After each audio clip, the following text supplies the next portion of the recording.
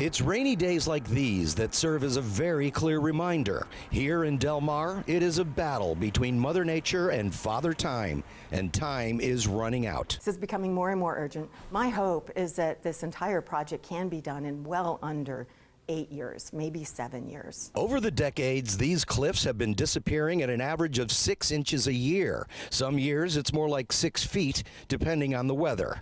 Most people now agree the tracks need to be moved, and they will be. But the question is, where, how, and at what cost? What these studies have to figure out is, what are the trade-offs? What are the disruptions?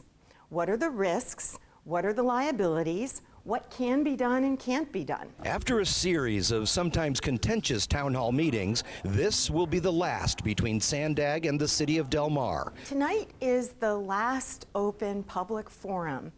It's going to be here in the City Council Hall, and SANDAG staff is going to describe to all of us what are the next steps happening going forward from here. Originally, members of SANDAG presented 2 possible alternatives, both of them using tunnels.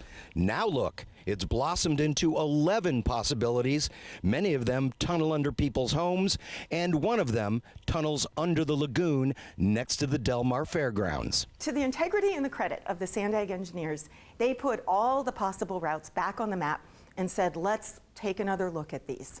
We need SANDAG to put a tunnel under the lagoon and study that, put it in a design and study that design. You don't have to look far to see exactly what can happen when train tracks meet crumbling cliffs.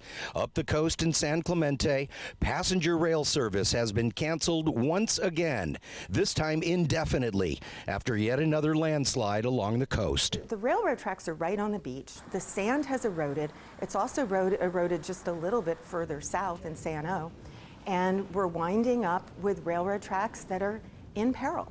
They're in peril in San Clemente, they're in peril here in Del Mar. So this is it, the final personal meeting between the people of Del Mar and the staff over at SANDAG. This is the 4th meeting, and yes, they got a chance to say what was on their mind for sure. After this, everybody will have a chance to say what's on their mind. There will be a 30-day comment period starting in March, and after that, we understand there will be a long period of silence when the engineers and the environmentalists start looking at the possibilities to move those tracks off the coast.